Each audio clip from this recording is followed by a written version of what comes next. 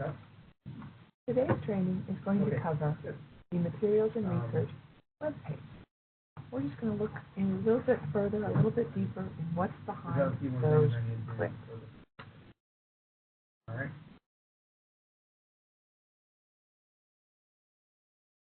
We're going to spend about 30 minutes being tourists. We're going to look at specific pages on the materials and research website.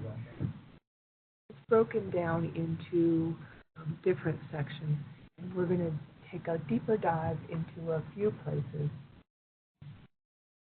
The materials page, the approved products list, the sampling guide, and the materials management guidance page. We're going to start on the materials page. Yeah. And when you come to the materials and research web page, you'll land at this page first. Yep. And we've got a section here called Materials, Research Lists, Manuals, and Guidance. And on this page, we store information that you might find interesting. Some things more than others. We've got some quality manuals. We've got some process manuals. The standard test methods manual that defines for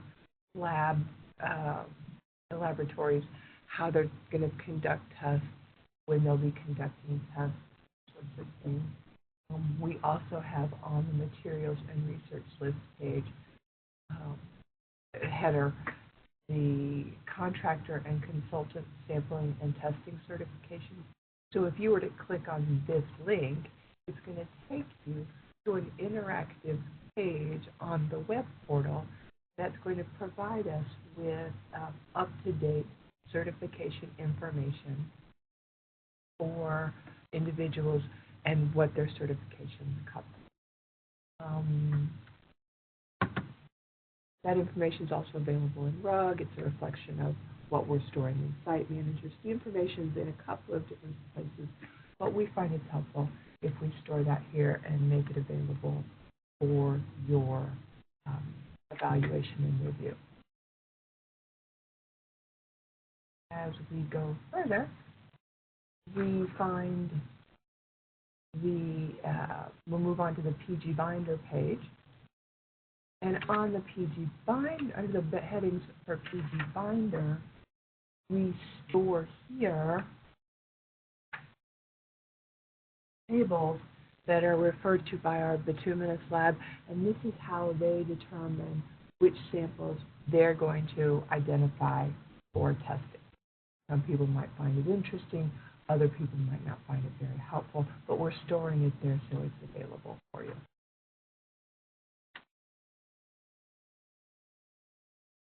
Moving on, we'll go look at the geotechnical guidance section, and under the geotechnical guidance section, we have worksheets for the LWD. So if you were to need access to the LWD worksheets, those are available under the geotechnical guidance.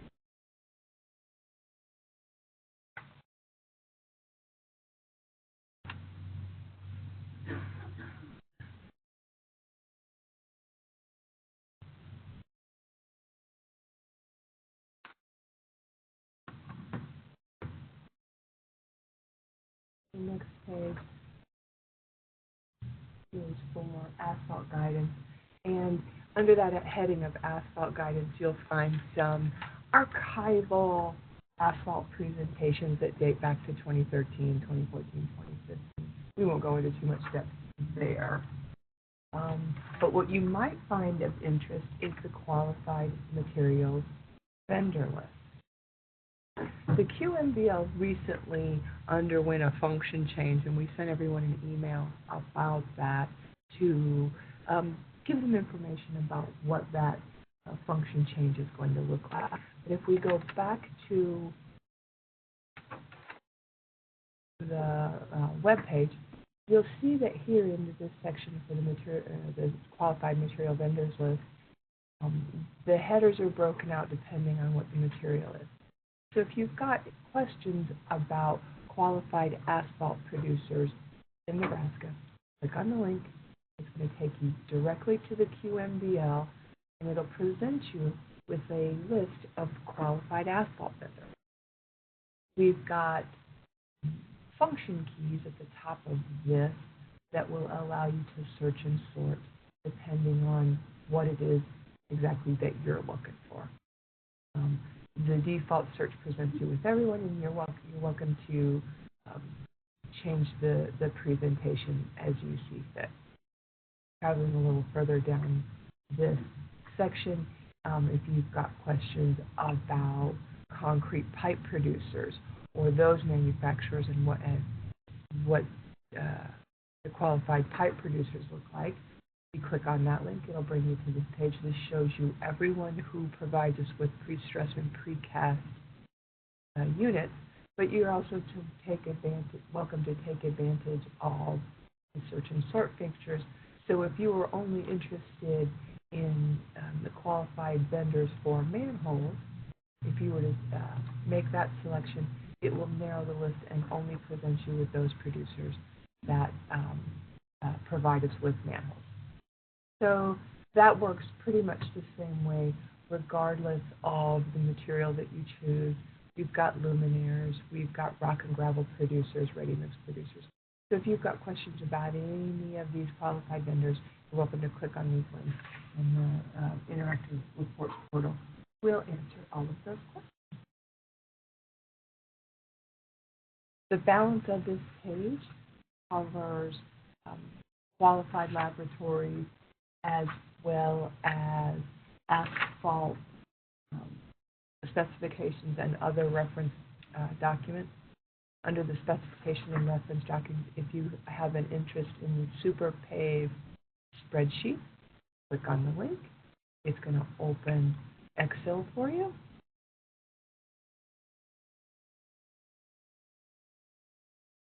And provide you with the Super Pave worksheet. These are Excel documents that are maintained, and it allows you to document and record all of your asphalt and concrete work. That's found under the specifications and reference documents. There's also specifications for PG binder. There's some specifications for concrete. If you have an interest in completing the mixed design worksheet, you click on the header for mixed design submittal. It's going to open this Excel spreadsheet and walk you through completion of a mixed design. So those are just some of the things that are available to you on the materials page of our materials and research collection. Moving a little further down the list, we will move towards the approved products list. Just about everyone's familiar with the approved products list. And when you click on the header on the web page, here on the left-hand side of the frame, it opens up the approved products list page. And here you'll find the new product evaluation form. So if you've got a manufacturer who's interested in getting their particular material onto the approved products list, they can download this product evaluation form and go through that process. The flow chart on how a material gets added to the approved products list can be found under this. We have a removal and a reinstatement policy. That's found under this. If you have questions about expired products that have been removed from the approved products list, either because they've expired or they are found to no longer meet our specifications, you can click on the link, and it's going to show you all of those products, in this case, 2017, all of the products that were removed from the approved products list in the calendar year 2017.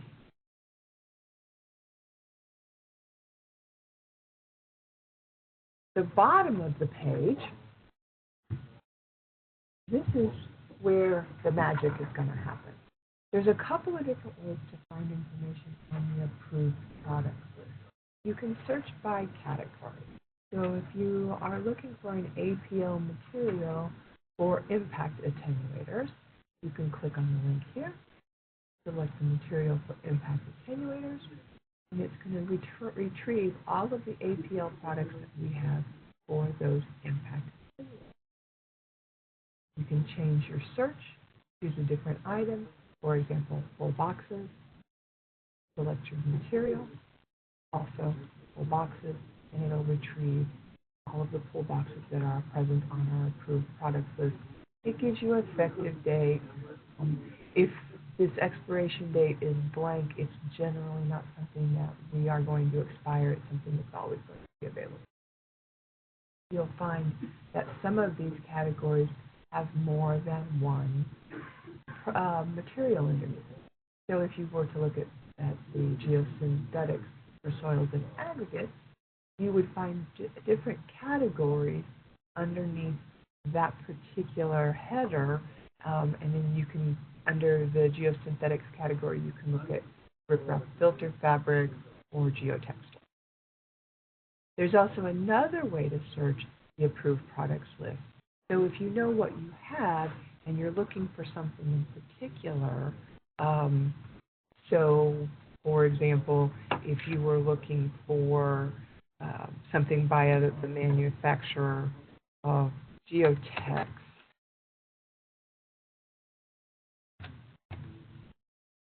you can search under the header, under the search criterion of Geotex, and it's going to bring back everything on the approved products list that has Geotex somewhere in the search box.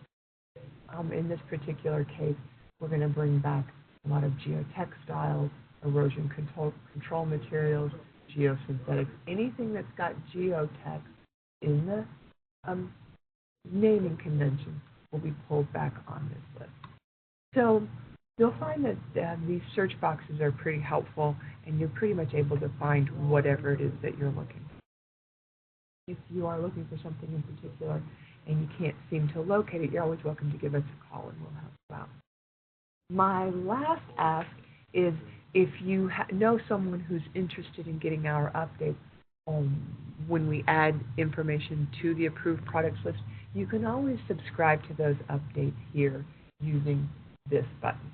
Click on the subscribe button, you'll add your email address. It works like any other, and you'll get an email when we update the approved product.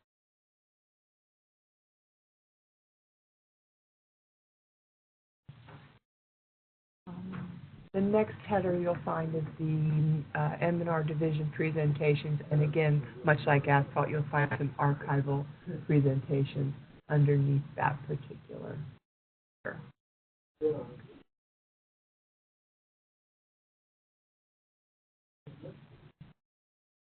Under the M&R division presentation.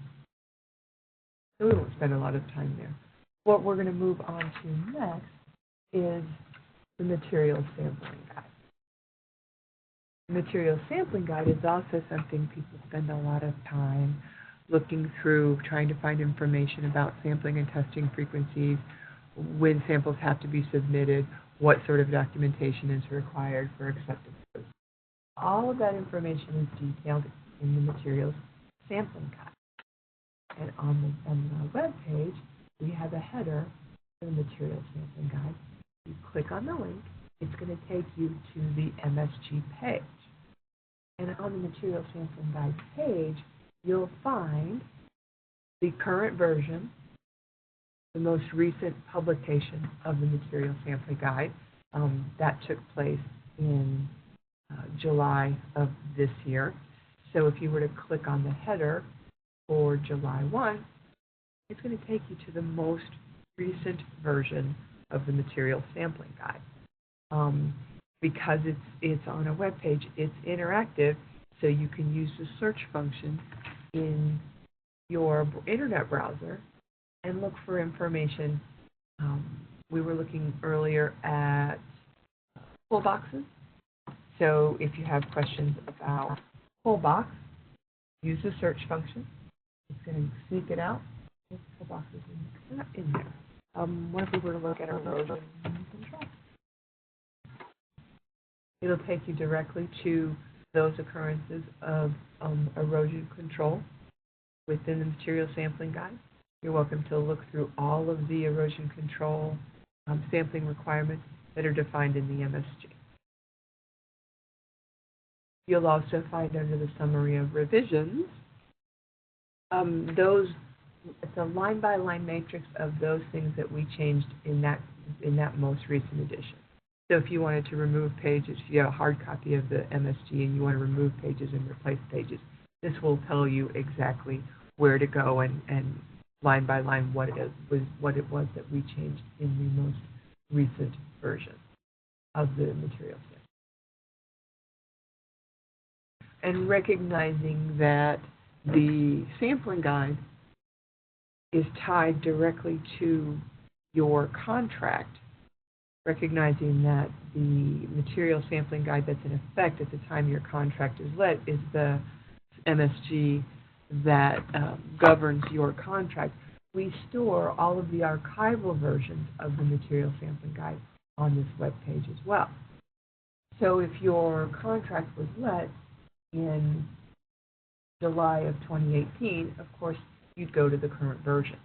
But if you're working on a contract that was let in January of 2018, you'd refer to the July 1st, 2017 edition of the material sampling guide. Click on the page, click on the link, it'll take you directly to that edition of the material sampling guide, and those were the prevailing citations at the time your contract was let. We do have versions of the material sampling guide on this web page that go back as far as 2009. All of the published editions since 2009 are here on the material sampling guide web page.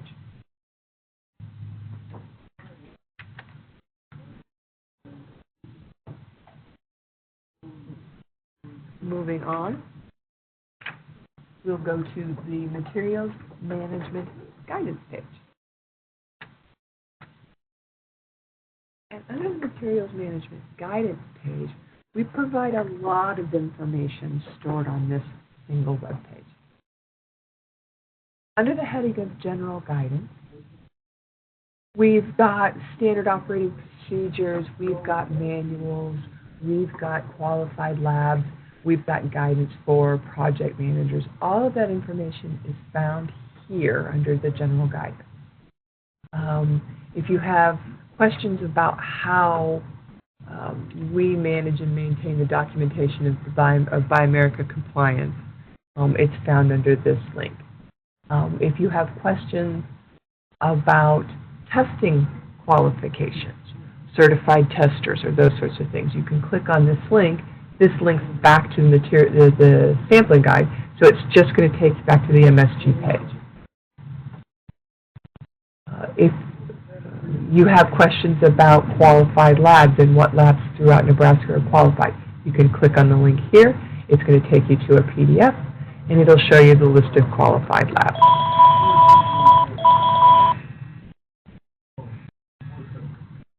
Material and research is Bob.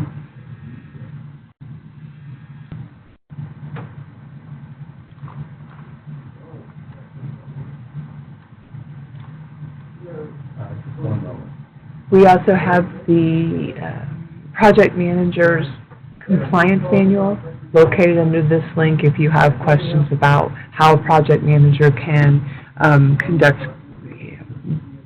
different activities. There's a standard operating procedure manual behind that link that gives the PM direction and guidance on how to conduct different activities. A little further down the page, we have our site manager instructions. And this, under the site manager instructions, these are general instructions. So there's a document that walks you through how finding a sample works in Site Manager. And it's a click-by-click document that says, go here, point there, click there, and that's how the Find Sample feature works in Site Manager. And those type of direction guidance, directional instructions are how we were presenting our training manuals, but we've moved to a more condensed version, quick reference guides, those things that you guys are accustomed to seeing on a regular basis. And we'll cover those a little bit further as we get farther down the page. In the last few months, you've noticed that we're providing these training sessions, these short snapshots of training on a more routine basis, and oftentimes you'll find those videos here. So if you had questions about Bob's presentation on search and find in Site Manager, you can click on the link here. It will take you to the video presentation, and you can watch the search, filter, and sort. What I'm thinking of the reason, I don't know. Right. There's also Zach's short video on keyboard shortcuts. If you missed the training session on keyboard shortcuts, you can always come here, click on the link, and it'll take you to that video. We have instructional pieces for sample numbering scheme, how to print, how to generate a checklist, those sorts of things. Those are all found here under our general guidance. Moving further down the page, we come to the section for standard operating procedures and quick reference guides. Previously, we used to provide you with documents that did a click-by-click on how to perform activities within Site Manager, but we found those to be pretty cumbersome, so we've gone to this format of quick reference guide. So if you find yourself with questions about compliance with asphalt sampling and testing, you can click on the links here here's the quick reference guide for tensile strength, and here's the quick reference guide for mixed design and submittal. If you click on the link, it takes you to the quick reference guide, and you'll find that that's available for you under that link. It gives you information about the material code, the templates, who's responsible for what activities, and they're formatted pretty similarly, so it gives you that sort of information. It's a quick snapshot. It allows you to sort of get the information that you need and continue to move forward.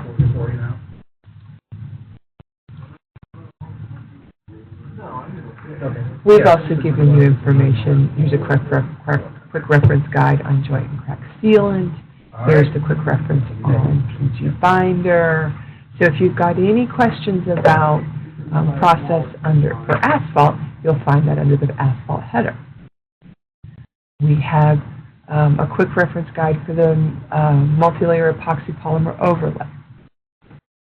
In January, we changed and updated and improved the sampling and testing procedures for PCC. So if you have questions about the new PCC process, and by new I mean 10 months old new, you can go into the header for concrete and find what it is that you're looking to find. If you have questions about the proportions document, if you have questions about mixed design submittal, there's a quick reference guide for that. If you have a question about shotcrete, there are quick reference guides for that. If you missed the training sessions on sampling and testing for Portland cement concrete, there's a video underneath the concrete header that will walk you through the process. So all of that's available here under the concrete header. We've got quick reference guides for pipe. We changed the pipe process earlier this year. There are quick reference guides for soil. There's quick reference guide for steel products.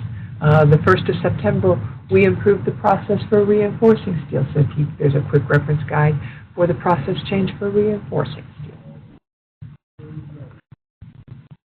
Traffic control is also covered. And at the bottom of the page, you'll find that we've got a section for miscellaneous.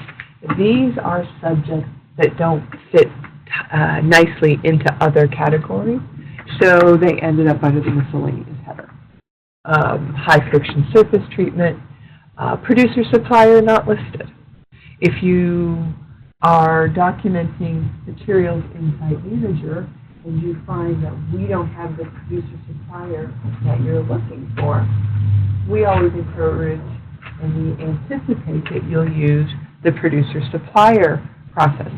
We monitor that, watching to see when new producer suppliers are introduced and come to our attention through that PSNL process. The quick reference guide is found here.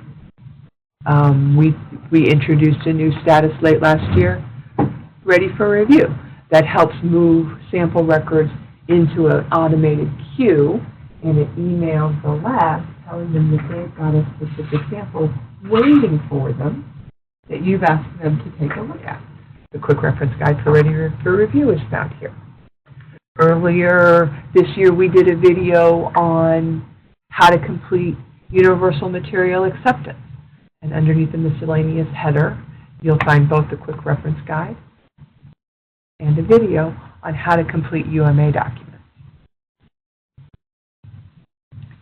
So with that concludes this brief training, this brief overview, this tour of the M&R webpage. You're always welcome to give us a call, send us an email, reach out to us by instant message. If you've got questions or concerns, or if there's anything at all that we can do.